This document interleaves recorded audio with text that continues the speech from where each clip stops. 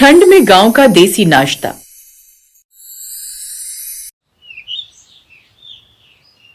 पालमपुर गांव की वो सुबह थी जब ठंड हड्डियों तक उतर आती है।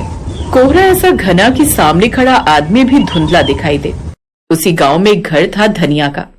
मुर्गे की बांग के साथ ही धनिया की नींद खुल गई। अरे राम राम राम, इतनी ठंड लगता है आज फिर पाला पड़ा है। क्या हालत होगी मेरी इस ठंड में। फिर जैसे तैसे वो रसोई की ओर जाती है, जहां मिट्टी का चूल्हा, पास में रखी लकड़ियां और कोने में टंगी लोहे की कढ़ाई, सब जैसे सर्दी में भी उसकी राह देख रहे हो। ये सब मुझे ऐसे देख रहे जैसे ये बस मेरी राह देख रहे हो। पता नहीं भगवान ने ये पेट क्यों बनाए। ना तो ये पेट होता, ना भूख लगती, हमें ना इतनी ठंड में हमें काम करना पड़ता। वो ये सब बातें सोच ही रही थी कि तभी अंदर कमरे से उसकी सास की कुड़कुड़ाती आवाज आई। बहू उठ गई का? आज तो बहुते ठंड है, देसी नाश्ता बना दे, शरीर में गर्मी आ जाएगी। हाँ माँ जी, आज बाजरे की रोटी, सरसों का साग और गुड़ की चाय बनाऊंगी। अरे वाह वाह, क्या नाम ले लिया तूने बहू। अब तो जी चाह रहा है अभी क्या भी खा लूं। अब सब्र ना होता, जल्दी जल्दी बना दे। और सुन, साथ में लहसुन अदरक की चटनी भी मिल जाए तो अब तो और भी मजा आ जाए। ठंड में गांव का देसी नाश्ता नहीं किया तो क्या किया? पर माँ जी, पिछले साल जब मौसी की बहू आई थी शहर से तो उन्हें तो ये सब अच्छा ना लगा था। अरे अब शहर वाले क्या जाने इसका स्वाद। उन मुंहों की जिंदगी तो मोमोज और बर्गर तक ही सीमित है। अच्छा सुन बहू, मेरे लिए तो तू 4-5 रोटी बनाइयो। हैं? अम्मा 4-5 रोटी खा लोगी क्या? अरे मारे खाने को तू नजर ना लगा समझी। एक तो वैसे ही आजकल कमजोरी होती जा रही है। ये बात सुनकर अंदर बैठी धनिया हंसने लगती है। फिर धनिया ने चूल्हे में आग सुलगाई, लकड़ी चटकने लगी, जैसे ठंड से जमी उंगलियों को गर्मी मिल रही हो। उसने बाजरे का आटा गूंथा। ठंडे पानी से आटा गूंथते हुए उसके हाथ सुन्न हो गए। दैया रे दैया, पानी इतना ठंडा है कि हाथ में तो जैसे करंट दौड़ गया। धनिया ठंड में कपकपाती हुई आटा गूंथती है। तभी उसका बेटा गुड्डू दौड़ता हुआ आया। माँ, स्कूल मत भेजना, ठंड बहुत है। अरे देसी नाश्ता खा ले, सारी ठंड भाग जाएगी। और नहीं जाना तो रहने दे, लेकिन कल जाकर स्कूल का काम पूरा कर लियो। माँ, आज तो ठंड के मारे हाथ जमते जा रहे हैं। माँ, मेरा दोस्त है ना सूरज, उसके मामा का बेटा आया था शहर से। वो बोल रहा था कि वो लोग नाश्ते में बस ब्रेड बटर, ऑमलेट ब्रेड यही सब खाते हैं। लेकिन जब उसने अपने गांव में पहली बार बाजरे की रोटी सरसों के साथ खाई ना, तो उसका तो जैसे स्वाद ही बदल गया। भले ही वो ब्रेड बटर खाते होंगे बेटा, पर जो मजा इस रोटी साग में वो कहीं नहीं। फिर धनिया ने जैसे ही सरसों का साग उबलने रखा और उसमें लहसुन, हरी मिर्च और मक्के का आटा डालते ही खुशबू पूरे घर में फैल गई। कुछ देर बाद उसका पति रामस्वरूप खेत से लौट आया, जो सुबह तड़के ही खेत पर काम करने चला गया था। अरे वाह, लगता है आज तो देसी दावत है। हाँ जी, ठंड में पेट भी तो गर्मी मांगता है। आप जल्दी से हाथ धो लीजिए और खाना खा लीजिए। फिर रामस्वरूप ने हाथ धोए और चूल्हे के पास आ बैठा। आज तो बाहर बहुत ज्यादा ठंड है धनिया।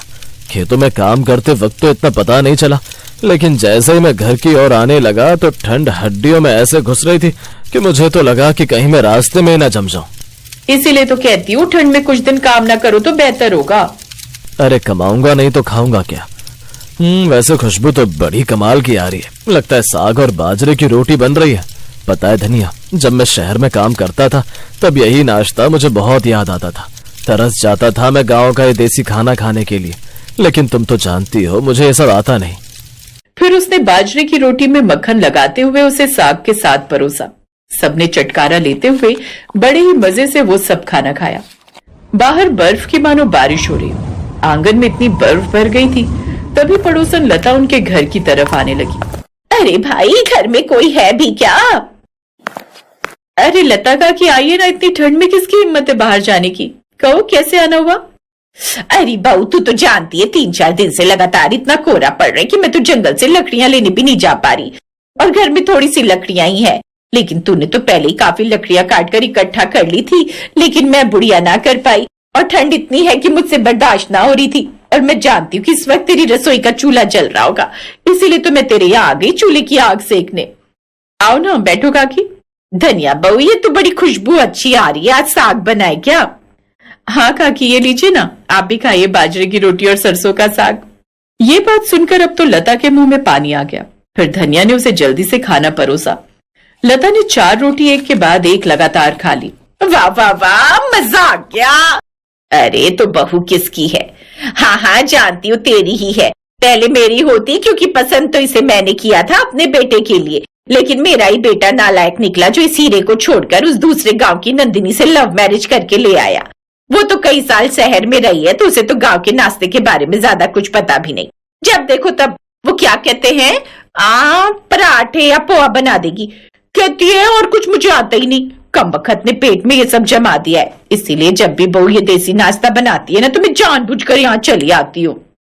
तो पड़ोसन दादी, इसका मतलब आपने झूठ कहा कि आप आग सेकने आई हैं? ये सुनकर सब हंसने लगते हैं। कुछ देर बाद लता अपने घर चली जाती है। सुनिए जी, मैं पानी लेकर आती हूँ। हाँ, लेकिन संभल कर जाना, आज बर्फबारी काफी है। अब चिंता मत करिए, मैं बस यूं गई और यूं आई। ऐसा कहकर धनिया मटका लेकर चली जाती है। कड़कड़ाती ठंड में आसमान में पड़ी बर्फ ऐसी लग रही थी मानो कोई उनके चेहरे पर तमाचे मार रहा हो। घाट पर जैसे ही पानी भरकर वो घर लौट रही थी, तभी पहाड़ी के रास्ते से उसका पैर फिसल गया और मटके समेत वो नीचे नदी में गिर गई। इधर जब वो काफी देर तक घर नहीं लौटी तो रामस्वरूप को उसकी चिंता सताने लगी और वो उसे ढूंढते हुए उस ओर चला गया। उसने उसे हर जगह देखा, लेकिन वो उसे कहीं नहीं मिली। तभी गांव के किसी आदमी ने बताया कि उन्होंने उसे उस पहाड़ी से गिरते हुए देखा था। अब सबने उसे मरा हुआ समझ लिया। ऐसे ही 1 साल बीत गया। रामस्वरूप ने अब मुखिया के खेतों का काम छोड़कर एक फैक्ट्री में मजदूरी शुरू कर दी थी। एक शाम, बाबा आप आ गए। मैंने जो आपसे किताब मंगवाई थी, आप लाए या नहीं? हाँ लाया हूँ बेटा, तू कुछ मंगवाया और मैं ना लाऊं, ऐसा कैसे हो सकता है? बेटा हाथ मुंह धोकर आजा, मैं खाना लगा देती हूँ। कुछ देर बाद वो सभी खाना खाने बैठे। आज गोभी की सब्जी बनाई है। सच कहूं तो आज बाजरे की रोटी, साग और लहसुन की चटनी के साथ खाने का बड़ा मन कर रहा था, लेकिन अपनी बहू के हाथों का। आज अगर मेरी बहू होती तो। भगवान ने बड़ा अन्याय किया हमारे साथ। मेरे जाने की उम्र में उसे ले गया। जो हमारे नसीब में लिखा था उसे कौन ही टाल सकता है माँ। बेटा एक बार गुड्डू की तरफ देख। मेरी मान तो इसके लिए दूसरी माँ ले आ। तू दूसरी शादी कर ले। नहीं माँ, ये नहीं हो सकता। मैं अब किसी और को जीवन साथी नहीं बना सकता। रामस्वरूप खाना खाकर उठ जाता है। ऐसे ही कुछ दिन बीत जाते हैं। एक रोज फैक्ट्री में उसका दोस्त श्याम खाने का टिफिन खोलता है। आजा भाई, साथ में नाश्ता करते हैं। आजा, घर में वक्त ही नहीं मिला, इसीलिए साथ ही ले आया। नहीं नहीं, तू खा दोस्त। अरे आजा, क्यों शर्माता है? वो खुशबू कुछ जानी पहचानी थी। वो खुद को रोक नहीं पाया। उसने जैसे सरसों का साग, लहसुन की चटनी और बाजरे की रोटी खाई तो हैरान रह गया। उसमें वही स्वाद था जो उसकी पत्नी के हाथों में था। ये नाश्ता किसने बनाया श्याम? मेरी बहन ने। तुम्हारी बहन? मतलब मुंह बोली। वो साल भर पहले मुझे नदी के किनारे पर मिली थी, बेहोशी की हालत में। बेचारी अपनी याददाश्त भूल चुकी है। मेरी कोई बहन नहीं थी, इसीलिए मेरे साथ मेरे घर में ही रहती है। ये सुनकर रामस्वरूप हैरान रह गया। फिर उसने अपने बटुए से अपनी पत्नी की फोटो निकाली। क्या यही है वो? हाँ, ये तो मेरी बहन है, लेकिन इसकी फोटो तेरे पास, क्योंकि ये मेरी पत्नी है। फिर रामस्वरूप ने उसे सारी बात बताई। श्याम उसे अपने साथ घर लेकर गया तो अपने पति को देखकर धनिया को भी सब याद आ गया और अब वो अपने पति के साथ घर लौट आई। पिछले साल की सर्दियों ने उन्हें जुदा कर दिया था, लेकिन इन सर्दियों ने उन्हें मिलवा दिया। अब वो अपने परिवार के पास लौटकर फिर से बड़ी खुश थी। कभी कभी श्याम भी अपनी बहन से मिलने आता रहता। ठंड में गांव का देसी नाश्ता सिर्फ पेट नहीं भरता, वो यादें भरता है, रिश्ते जोड़ता है और सिखाता है कि सादगी में ही असली गर्माहट होती है।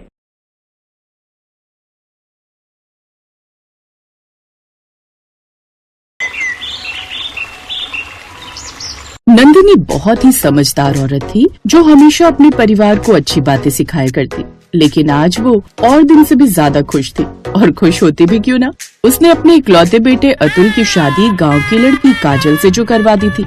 अब काजल शादी करके शहर अपने ससुराल आ जाती है और अपना बड़ा सा मॉडर्न घर देखकर खुश हो जाती है।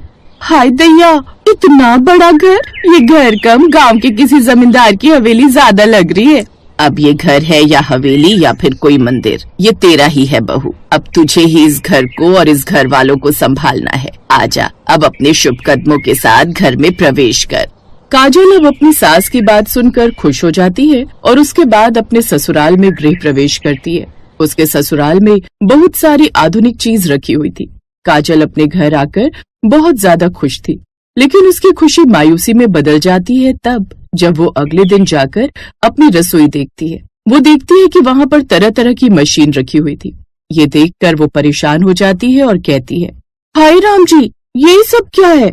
यहाँ पर तो कई तरह की मशीन रखी है और आधे से ज्यादा मशीन का इस्तेमाल करना तो मुझे आता ही नहीं है। तभी वहां पर पायल छनकाती हुई उसकी सास नंदिनी आती है और कहती है, क्या बात है बहू, अभी अभी तू इस घर में आई है और अभी से तेरे चेहरे की रंगत उड़ गई। कोई तुझे देखेगा तो कहेगा कि तेरी सास और तेरे ससुराल वाले तुझे परेशान करते हैं। अब बता, इतनी उदास क्यों है? आप ही बताइए ना माँ जी, मैं क्या करूँ? यहाँ पर कितनी सारी मशीन रखी हुई है, हर काम को करने के लिए अलग मशीन है और मैं गांव से आई हूँ, मुझे ये सब इस्तेमाल करने ही नहीं आते, फिर मैं क्या करूँ? काजल बहू, मुझे चाय पीने की आदत है। सबसे पहले तो तू मुझे चाय पिला दे, और दूसरी बात, अभी सुबह के 7 बजे है, हमारे घर वाले 10 बजे नाश्ता करते हैं। 3 घंटे में अपने हिसाब से इस रसोई को सजा दे, क्योंकि अब तो ये रसोई तुझे ही संभालनी है। तुझे जैसे इस रसोई को बनाना है तू बना सकती है। काजल ये बात सुनकर खुश हो जाती है, अपनी सास नंदिनी को चाय बनाकर पिलाती है। चाय पीकर नंदिनी अपने कमरे में चली जाती है तो वहीं काजल कहती है, अब हुई ना बात, हम इस रसोई को ऐसे बना देंगे कि ऐसा लगेगा कि शहरी घर के अंदर गांव की रसोई है। काजल ये बोलकर बाहर से मिट्टी उठाकर लाती है और उसके बाद रसोई के अंदर ही एक मिट्टी का चूल्हा बनाकर तैयार कर देती है। वो आधे से ज्यादा बर्तन नीचे जमीन पर सजा देती है और फिर थोड़ी देर में खाना बनाना शुरू करती है। रसोई से तेज धुआं उठने लगता है। तभी उसका ससुर रसोई में जाता है और कहता है, अरे भागो भागो, रसोई में आग लग गई है, इतना धुआं उठ रहा है, अरे भागो जल्दी। तो काजल को जमीन पर बैठकर खाना बनाते हुए देखता है और घर वालों को आवाज लगाकर बुलाता है, अरे नंदिनी, जरा यहाँ आओ, देखो ये काजल बहू ने क्या रायता फैलाया हुआ है।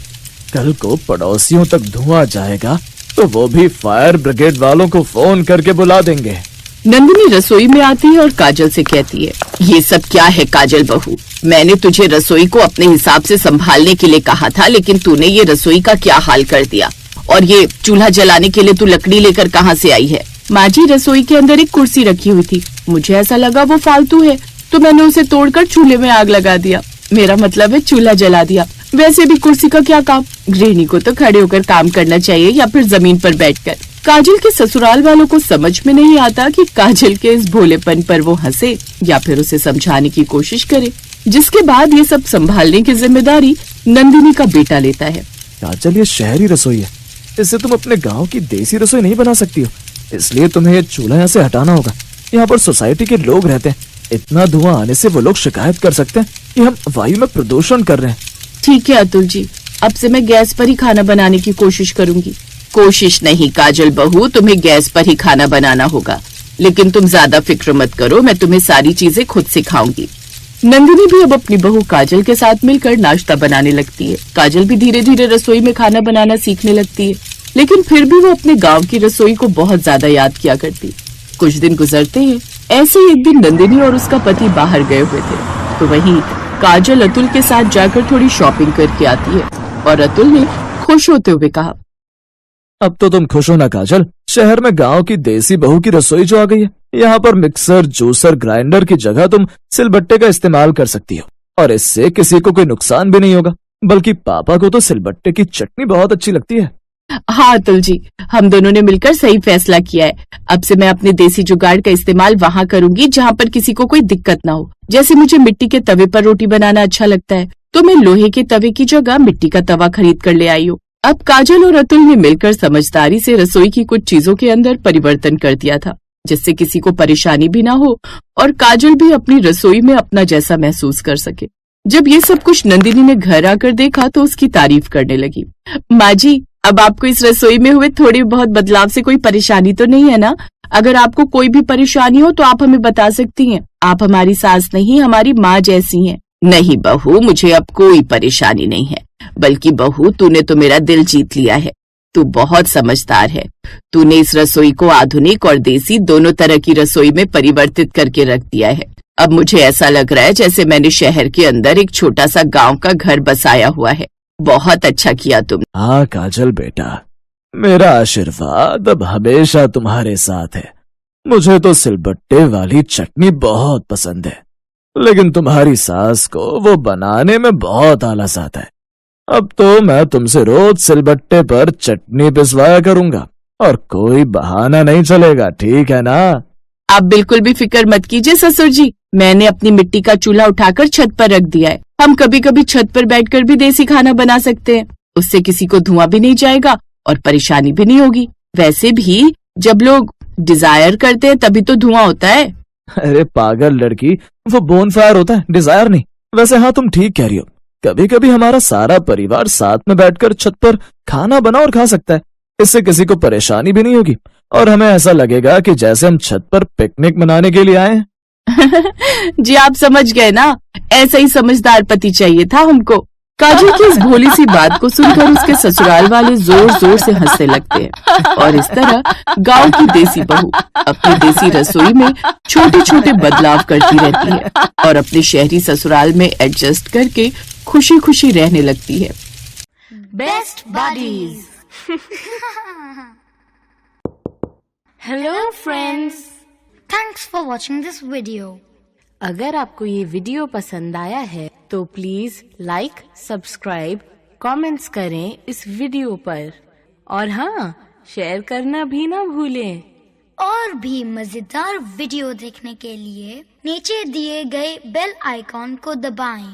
देखते रहिए बेस्ट बडीज।